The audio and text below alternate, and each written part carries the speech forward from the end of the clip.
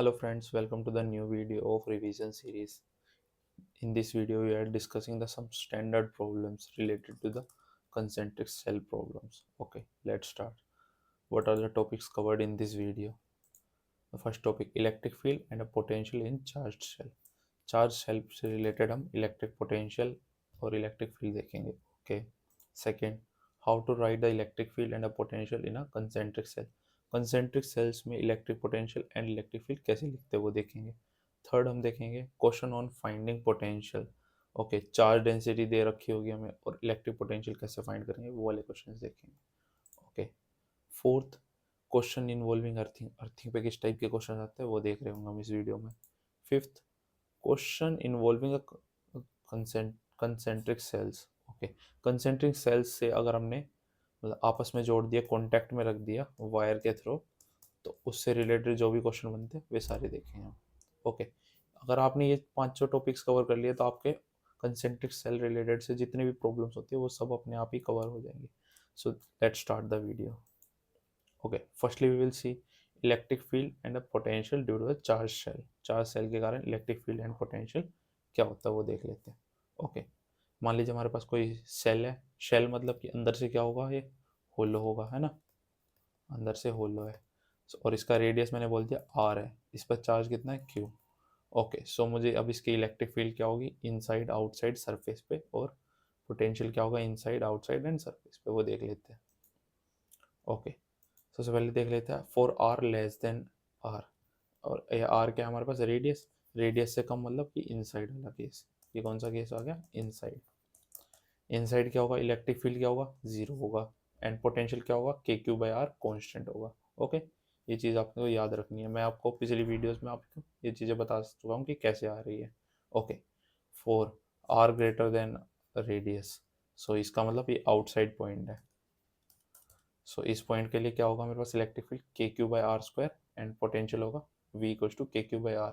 और ये आर क्या होगा, वेरिएबल डिस्टेंस, जिस पॉइंट पे हमें फाइंड करनी है variable distance. Okay, let's move forward. Now अब इनके कर्व देख लेते हैं. इलेक्ट्रिक फील्ड का कर्व कैसा हो रहा होगा, इलेक्ट्रिक फील्ड वर्सेस आर का कर्व. रेडियस से पहले क्या होगी, इलेक्ट्रिक फील्ड मेरे पास जीरो होगी. एंड उसके बाद सरफेस पे K Q by R square maximum होगी. एंड उसके बाद डिक्रीज करेगी with inversely proportional of R square. Okay, let's see now. अब पोटेंशियल कैसे वेरी करेगा, potential v equals to V. R से कम के लिए भी क्या होगा मेरे पास, के क्यू बाई आर, है ना, कांस्टेंट रहेगा inside the shell. And surface पे भी के क्यू बाई आर रहेगा रेडियस पे. एंड उसके बाद इनवर्सली प्रोपोर्शनल हो जाएगा आर के.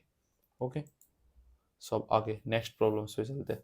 How to write the electric field and, okay, how to write the electric field and potential in concentric cell.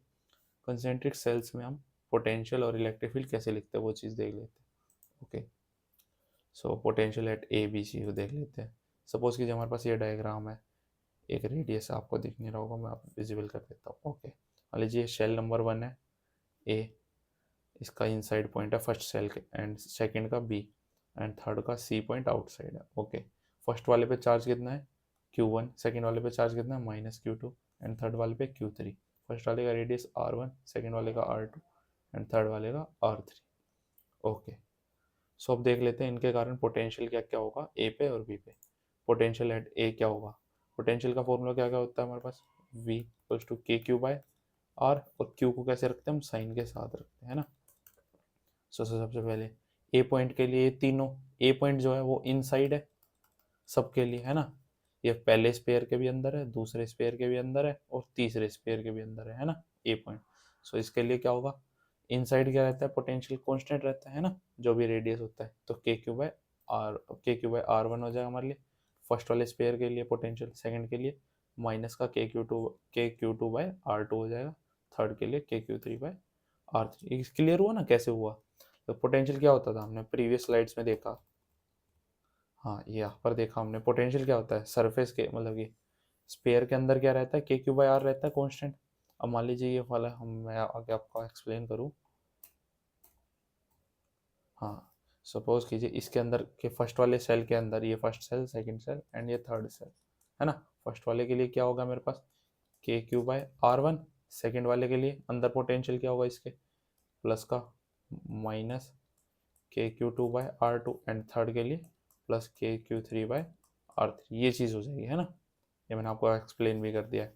आपको अगर अभी भी डाउट लग रहा हो तो इसको दोबारा एक्सप्लेन कर दूंगा। ओके, नाउ VB पे देख लेते हैं। KQ1/RB divide by KQ2/R3 and KQ3 bye, यहाँ पर भी मेरे पास आ जाएगा इतना, यहाँ पर मेरे पास कितना आ जाएगा, ये जो पॉइंट है ये थर्ड वाले के लिए R3 आ जाएगा। ओके, क्यों, बी पॉइंट क्या है, फर्स्ट वाले सेल के लिए आउटसाइड पॉइंट है, आउटसाइड के लिए मेरे पास KQ/R फॉर्मूला होता है, फर्स्ट वाले के लिए भी आउटसाइड पॉइंट है, फर्स्ट सेल के लिए भी, थर्ड वाले के लिए इनसाइड है, मतलब कांस्टेंट रहेगा।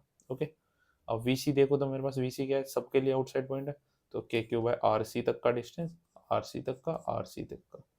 ओके, किसी को कोई डाउट तो नहीं। Okay, let's move forward. अब इलेक्ट्रिक फील्ड देख लेते हैं ABC के लिए। ए के अंदर तो कोई भी चार्ज नहीं है ना, शेल है तो सारा चार्ज आउटसाइड है, तो ए के लिए इलेक्ट्रिक फील्ड क्या होगी मेरे पास, 0। बी के लिए कितनी हो जाएगी, KRB², और चार्ज इनसाइड कितना हो जाएगा मेरे पास, चार्ज इनसाइड क्या हो जाएगा बी के, Q1 प्लस का और Q2 माइनस का, तो ये हो जाएगा। EC के लिए क्या हो जाएगा मेरे पास, K/RC Q1 प्लस का माइनस का Q2 एंड प्लस का R3। Okay, let's move forward. So third वाले क्वेश्चन देख लेते हैं, हम इस एक थर्ड वाले कंसेप्ट को एक क्वेश्चन की हेल्प से समझेंगे। ओके, मान लीजिए हमारे पास 3 सेल्स है ABC, जिसका रेडियाई है ABC, है ना, स्मॉल ABC इनके रेडियसेस है। डेंसिटी में मान लेता हूँ फर्स्ट वाले की क्या है मेरे पास, फर्स्ट वाले की डेंसिटी है मेरे पास प्लस सिग्मा, सेकेंड वाले की माइनस सिग्मा, एंड थर्ड वाले की प्लस सिग्मा। ओके, डायग्राम में देख लेते हैं अब। मान लीजिए shell number A, shell number B, shell number C, इसका रेडियस A, इसका B एंड इसका C, charge density plus sigma, minus sigma and plus sigma. Okay, आगे मूव करते हैं। मान लीजिए फिर चार्ज क्या हो जाएगा मेरे पास, अब मेरे को पोटेंशियल फाइंड करता हूँ मैं, VB पे क्या पोटेंशियल होगा B सरफेस पे, है ना, वो फाइंड करके आपको दिखा देता हूँ ताकि आपको कंसेप्ट क्लियरिटी हो जाए कैसे फाइंड करते हैं। ओके, सो मैं मान लेता हूँ चार्ज कितना हो गया होगा मेरे पास, किसी भी उस पर स्पेयर पे चार्ज निकालूंगा, कैसे, चार डेंसिटी से मल्टीप्लाई करूँगा और उसके 4πr², मतलब कि सिग्मा क्या होता है मेरे पास, charge per unit area, per unit area पे कितना चार्ज है ना, तो चार्ज निकालना है तो कैसे करूँगा, सिग्मा मल्टीप्लाई एरिया। सो वही कंसेप्ट यूज किया है, एरिया क्या होगा, सरफेस एरिया 4πr² और चार डेंसिटी से मल्टीप्लाई करूँगा। Okay, let's solve. VB equals to क्या हो जाएगा मेरे पास, VB फर्स्ट वाले शेल के लिए क्या है, आउटसाइड पॉइंट है, सो आउटसाइड के लिए क्या हो जाएगा, KQA/B इसका रेडियस। ओके, एंड सेकेंड वाले स्पेयर के लिए क्या हो जाएगा, सरफेस का पॉइंट KQ/B, थर्ड वाले के लिए कॉन्स्टेंट इनसाइड पॉइंट, है ना, इनसाइड पॉइंट, तो KQC/C। अब QA की वैल्यू रख देता हूँ मैं, QA की वैल्यू क्या आ जाएगी मेरे पास, QA की वैल्यू आ जाएगी मेरे पास sigma times 4πA² and QB की वैल्यू आ जाएगी माइनस का, है ना, चार्ज डेंसिटी, तो -Q माइनस सिग्मा 4πB² और प्लस सिग्मा 4πC²। अब ये क्या सोल्व करेंगे, C से C काट देंगे, सो ये सारा सोल्व होने के बाद मेरे पास ये चीज़ बन जाती है, σ/ε0 A² minus B² divide by B plus, ये एग्जैक्ट क्वेश्चन नीट में भी आ रखा है ना। सो इस टाइप के क्वेश्चन काफ़ी पूछे जाते हैं नीट पे, कैविटी प्रॉब्लम, स्पेरिकल, मतलब ये तो सेल्स प्रॉब्लम है, कैविटी प्रॉब्लम में हम डिस्कस करेंगे। ओके, सो ये क्वेश्चन क्लियर हुआ आपको। ओके, आगे मूव करते हैं। ओके, अब ये अर्थिंग से रिलेटेड कैसे क्वेश्चन आते हैं वो देख लेते हैं, है ना। अर्थिंग, मान लीजिए हमारे पास आउटर शेल है कोई, उस पर +Q चार्ज है, और इनर शेल है मेरा, उस पर उसको अर्थ कर दिया गया। ओके, ये मैं मान लेता हूँ, मान लीजिए मेरे पास इनर शेल है, इसको अर्थ कर रहा हूँ मैं, अर्थ का सिंबल ये होता है मेरे पास, है ना, अर्थ करना हो तो किसी को ये सिंबल होता है। ओके, इस पर मान लीजिए अर्थ करने के बाद Q चार्ज आ गया, है ना, जो कि मुझे फाइंड करना है, और इस पे बाहर वाले पे +Q चार्ज आ गया, ये शेल 1 शेल 2। ओके, अब स्टार्ट करते हैं सोल्विंग। चार्ज और इनर फाइंड करना है हमें, और पोटेंशियल ऑन आउटर फाइंड करना है। ओके, देख लेते हैं कैसे फाइंड करेंगे। अब हमारे कंसेप्ट क्या यूज़ हो रहा है इसमें, कि जब भी कोई शेल को हम अर्थ करते हैं तो उसका पोटेंशियल क्या हो जाता है, 0। ये कंसेप्ट यूज़ करेंगे हम इसमें, तो potential of S1 will be 0, है ना। सो पोटेंशियल S1 का क्या हो जाएगा, S1 के लिए पोटेंशियल लिखो तो इसके लिए क्या हो जाएगा, KQ1/R1, जो इस पर Q चार्ज आया KQ/R1 प्लस का सेल 2 के लिए तो क्या इनसाइड पॉइंट है, तो constant potential KQ2 Q/, capital Q by R2 equals to 0। So मेरे पास यहाँ से क्यू की वैल्यू आ गई है ना, क्यू की वैल्यू आ गई मेरे पास, क्यू की वैल्यू आ गई। ओके ये ओके क्यू की वैल्यू क्या आ गई मेरे पास, माइनस का capital Q R1/R2। Okay so अब देख लेते हैं, ये तो फाइंड हो गया हमारे पास क्यू। अब इसको देख लेते हैं कैसे आएगा, पोटेंशियल हो ना आउटर, आउटर शेल पे पोटेंशियल लिखूँ तो क्या आ जाएगा मेरे पास, K/Q/R2, मतलब इसके कारण जो आउटसाइड पॉइंट के लिए है ना, और K/Q/R2 इसके सरफेस पॉइंट के लिए।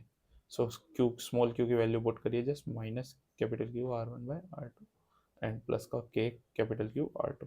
सो इन सबको सोल्व करने के बाद मेरे पास सेकेंड सेल पे पोटेंशियल डिफरेंस आ जाएगा। ओके सो फिफ्थ देख लेते हैं, फिफ्थ केस में क्या होगा हमारे पास, जब हमने सेल को कॉन्टैक्ट में लग दिया, मतलब एक वायर से जोड़ दिया, तो उस केस में क्या होता है। ये प्रॉब्लम दी गई है मुझे, और तीन मेरे पास कंसेंट्रिक सेल्स है, रेडियाई A B C, और इनर वाले पे चार्ज जोन बी पे क्या है, बी रेडियाई वाले पे चार्ज दिया है कैपिटल क्यू इस वाले पे। ओके अगर मैंने की को क्लोज कर दिया, मतलब ये जोड़ दिया आपस में, फर्स्ट वाला शेल एंड थर्ड वाला शेल, तो मेरे पास क्या होगा, चार्ज जोन इनर शेल पे क्या आ जाएगा और आउटर शेल पे क्या आ जाएगा, वो फाइंड करना है मुझे, है ना। अगर मैंने इनको कॉन्टैक्ट में रखा तो उससे क्या होगा, आपको डायग्राम भी अब विजिबल हो गया होगा, है ना। इनको अगर मैंने कॉन्टैक्ट में रखा तो उससे होगा क्या, ये जो इनके चार्ज फ्लो होगा, कम वाले से ज़्यादा वाले की तरफ चार्ज फ्लो होगा, है ना। तो एक टाइम बाद इन पे जब चार्ज क्या आ जाएगा, दोनों पे इक्वल चार्ज आ जाएगा, है ना। तो वही चीज़ रखी है, एक पे अगर पॉजिटिव चार्ज है तो दूसरे पे नेगेटिव चार्ज आ जाएगा।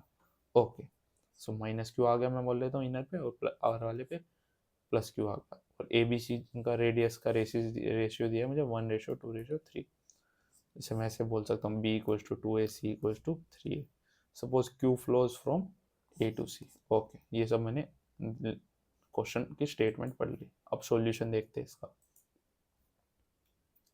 ओके मान लीजिए कंसेप्ट क्या यूज हो रहा है इसमें, इन दोनों का पोटेंशियल सेम होगा। जब भी हम किसी को वायर से जोड़ देंगे, किसी भी दो शेल्स को, तो उनका क्या हो जाएगा, पोटेंशियल सेम हो जाएगा। वी इनर और आउटर को सेम रख के हम फाइंड कर लेंगे कितना चार्ज आया होगा।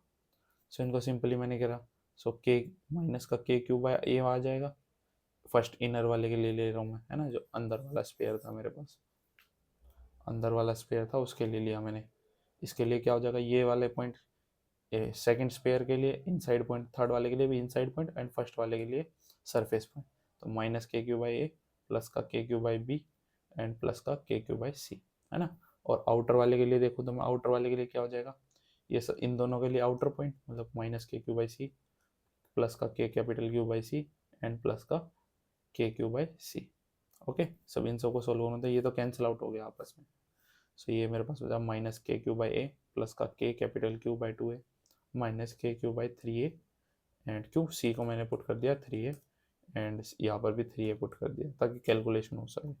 आगे मूव करेंगे तो हमारे पास क्या आ जाएगा, माइनस Q, ये के मैंने सब में से काट दिया K/A, सारे में से कैंसिल आउट कर दिया K/A। सो माइनस Q/Q/D, और यहाँ से मैं Q सोल्व कर लूँगा तो मेरे पास Q की वैल्यू आ जाएगी Q/4। ओके सो ये बहुत ही इंपॉर्टेंट प्रॉब्लम थी और ये काफ़ी बार पूछी भी है नीट में, इस टाइप के क्वेश्चन बन जाते हैं। सो मैंने आपको सारी वेराइटी करा दी है जिस टाइप की भी सेल्स में हो सकती है। अब हम एक इम्पोर्टेंट टॉपिक देख लेते हैं, ये भी आप काफ़ी अच्छे, मान लीजिए आपका कोई कोई टफ क्वेश्चन आया है, रैंक डिसाइडिंग क्वेश्चन आता है, तो कैविटी प्रॉब्लम्स में से भी पूछ सकता है ना, हॉट टॉपिक होता है काइंड ऑफ ये। तो देख लेते हैं इसको भी हम, क्या बोल रहा है, क्या all type cavity problem cases देख लेते हैं, है ना। एक बार नॉर्मल देख लेते हैं, हमारे पास कोई नॉर्मल सॉलिड स्पेयर होता है तो उसके अंदर मान लीजिए रो डेंसिटी है, उसकी चार्ज डेंसिटी और क्यू चार्ज है उस पर। सो आउटसाइड पॉइंट के लिए क्या होगा, इलेक्ट्रिक फील्ड K/Q/R², और इनसाइड पॉइंट के लिए क्या हो जाएगा, K/Q/R/R3, मतलब ρ/3 है ना। सो और सरफेस पे भी हम लिख सकते हैं इसकी हेल्प से, K/Q/R² हो जाएगा।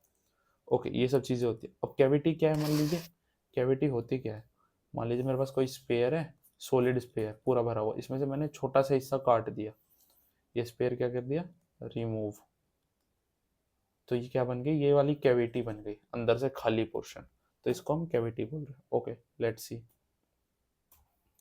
सो फर्स्ट वाला क्या देखते हैं, आउटसाइड के लिए क्या इम्पैक्ट आएगा कैविटी में। मान लीजिए मेरे पास कैविटी है, ये C2 इसका सेंटर है, ये कैविटी है, और ये जो नॉर्मल स्फीयर है, नॉर्मल स्फीयर जो फिल है, सॉलिड है, ये इसका सेंटर C1 पर है, जिससे मान लीजिए ए पॉइंट आउटसाइड मुझे फाइंड करनी है, तो ये रेडियस में मान लेता हूँ इसका, मतलब रेडियस नहीं, आर पॉइंट मान लेता हूँ, और ये सेंटर से इन दोनों का डिस्टेंस है कैविटी का C2, और इस कैविटी का रेडियस है R0। सो मुझे फाइंड करना है आउटसाइड पॉइंट पे इलेक्ट्रिक फील्ड किस तरीके से चेंज हुई होगी, वो देख लेते हैं। इलेक्ट्रिक फील्ड ई ए पॉइंट पे क्या होगी, होगी k/r², सो होती है नॉर्मल केस में, है ना, पूरा सॉलिड स्फीयर होता, इसमें से कैविटी वाली माइनस कर दो, तो माइनस के क्यू, क्यू क्या होगा, कैविटी पे जो चार्ज था, Q is a charge on cavity, divide by R plus R, जो भी ये डिस्टेंस है आर प्लस R2 का होल स्क्वायर, है ना, ए पॉइंट से डिस्टेंस। सो सिंपली कुछ नहीं करा, बड़े वाले स्पेयर में से छोटे वाले स्पेयर की मैंने माइनस कर दी electric field. Okay, so capital Q के लिए हमारे पास क्या आ जाएगा, charge 4/3 pi R³ multiply rho charge density, और स्मॉल क्यू के लिए रो 4/3 पाई R0³। ओके, इतना पोर्शन सबको क्लियर होगा। चलो आगे मूव करते हैं। Case 2, inside sphere and outside cavity, मतलब कि स्पेयर के आउटसाइड हो, मान लीजिए कोई स्पेयर है, इसके आउटसाइड, मतलब स्पेयर के इनसाइड और आउटसाइड द कैविटी, है ना, इस पॉइंट पे। सो देख लेते हैं केस, ये वाला पॉइंट बी पॉइंट पे फाइंड करनी है, स्पेयर के तो इनसाइड है बट कैविटी के आउटसाइड है। ओके, देख लेते हैं। फिर से मैं सेंटर और स्फेयर से आर डिस्टेंस मानता हूँ और R2 डिस्टेंस मानता हूँ, इन दोनों के सेंटर के, कैविटी के और स्पेयर के सेंटर का बीच का डिस्टेंस, और R0 is the radius of cavity. Let's move forward. E B क्या होती है मेरे पास, नॉर्मल केस पे इनसाइड स्पेयर के लिए ρr/3ε0, इसमें से मैं माइनस कर दूंगा k³ प्लस R2 का होल स्क्वायर, है ना, तो मेरे पास आ जाएगी। और क्यू के लिए मेरे पास फॉर्मूला था रो मल्टीप्लाई 4/3 पाई R0 का क्यूब। ओके, अब इनसाइड कैविटी देख लेते हैं, है ना, ये वाला क्वेश्चन। सो ये सिंपली आप फॉर्मूला याद रखेंगे। इनसाइड कैविटी मतलब दिख कैसा रहा होगा मेरे पास, कैविटी के अंदर यहाँ पर। सो इस पॉइंट पे फाइंड करने के लिए क्या कुछ नहीं करना आपको, रो R2, ये आपको विजिबल भी करा देता हूँ मैं, रो R2 डिवाइड बाय 3ε0। ओके, ये कॉन्स्टेंट रहता है इसके अंदर, और इसकी डायरेक्शन भी पूछे तो कोई direction with the parallel to the line joining C1 and C2। Okay, so ये आपका हो जाएगा। ओके, सो अब अगर आपको यही चीज़ें ग्रेविटेशन में भी पढ़ने को मिलेंगी, सेम चीज़ें, सो ग्रेविटेशन में आप कैसे देख सकते हो इन सब चीज़ों को, के की जगह जो डाइलेक्ट्रिक कांस्टेंट है इसकी जगह आप जी रख दोगे ग्रेविटेशनल कांस्टेंट, और क्यू की जगह मास को पुट करोगे, ε0 की जगह 1/4 पाई जी, और रो की जगह आप मतलब जो कूलम पर मीटर क्यूब है उसको kg पर मीटर क्यूब को रखोगे, तो आपको यही सारी चीज़ें ग्रेविटेशन के लिए भी ट्रू हो जाएंगी। Okay, so thank you guys, have a nice day. और आपको कुछ भी कंटेंट अच्छा लगा हो तो आप वीडियो अपने फ्रेंड्स के साथ शेयर कर सकते हो, और आपको कुछ भी कंटेंट इंफॉर्मेटिव लगा हो। Thank you.